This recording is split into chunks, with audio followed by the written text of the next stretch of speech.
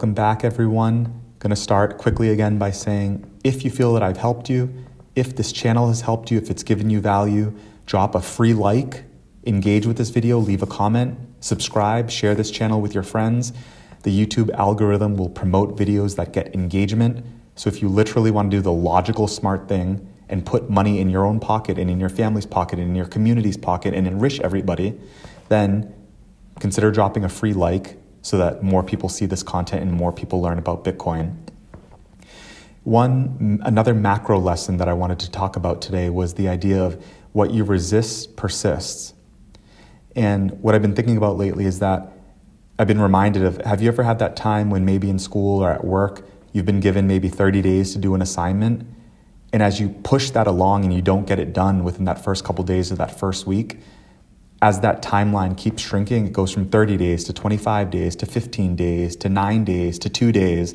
Have you ever noticed that as it's looming over your head, it only gets more power over you and it only gets more intimidating? Again, the thing that you resist has persisted. It's made itself a bigger presence in your life because you've continued to push it off.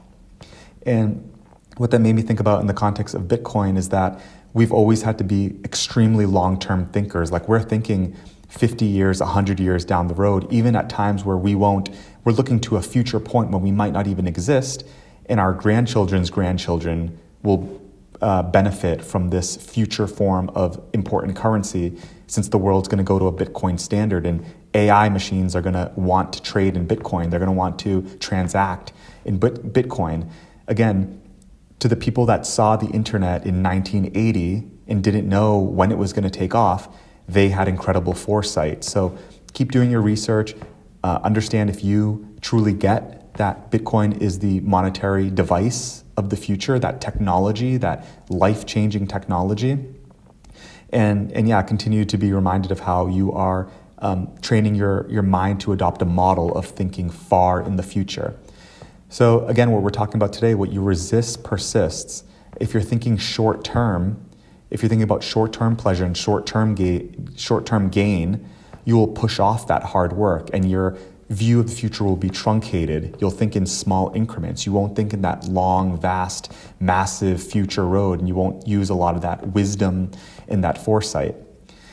When I look around at the world today, and maybe tell me again, please comment, please let me know. Maybe I'm full of it. These are just my thoughts. It doesn't make me right. I would love to be challenged. Please comment, please comment.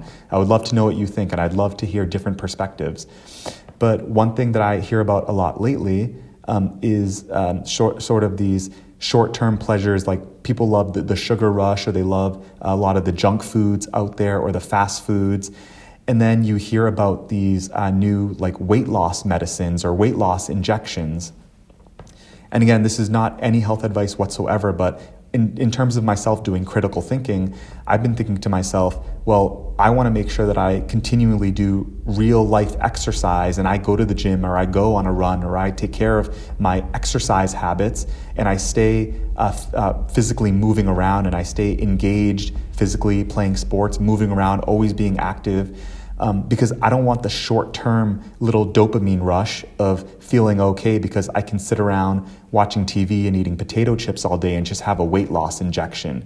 That personally wouldn't work for me. Again, you decide what works for you, but I hope that you critically think and understand whatever decision you arrive at ultimately. I hope that you get there by doing a lot of intense critical thinking and by unpacking all these things that a lot of people just take for granted. So since we are long-term thinkers, we don't just want that easy magical button fix, that overnight magical pill.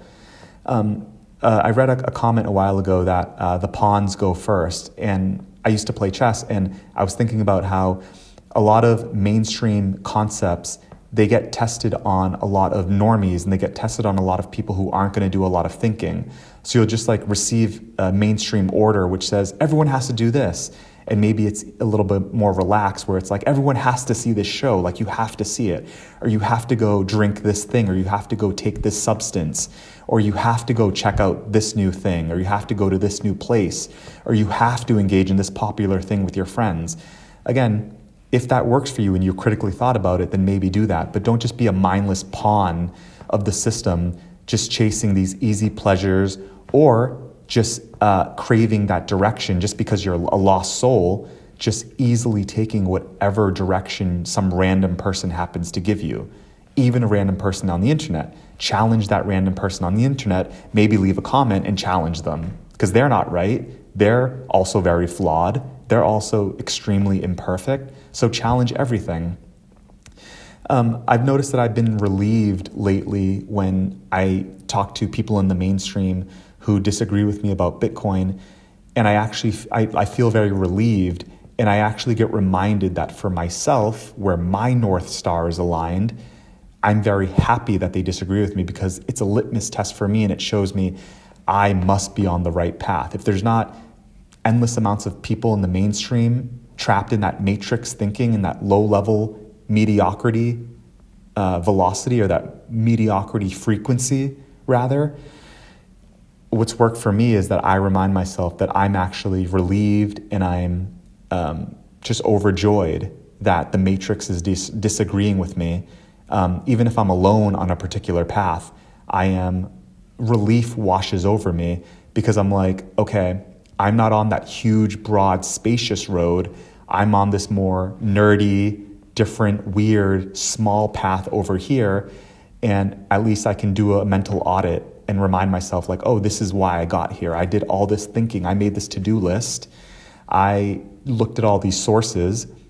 I thought a certain way, and I went and searched for news articles that disagreed intentionally, specifically, fully disagreed with what I thought. I considered all arguments across the spectrum. I did all of this research. I wrote down my thoughts. I journaled about it. I read 6 books about it. And now I've arrived at a path that is independently my own. And so I didn't just follow a mindless crowd. So that has worked for me. Maybe the opposite has worked for you, and you think I'm full of it. Please let me know. I really hope this has helped you. Thank you.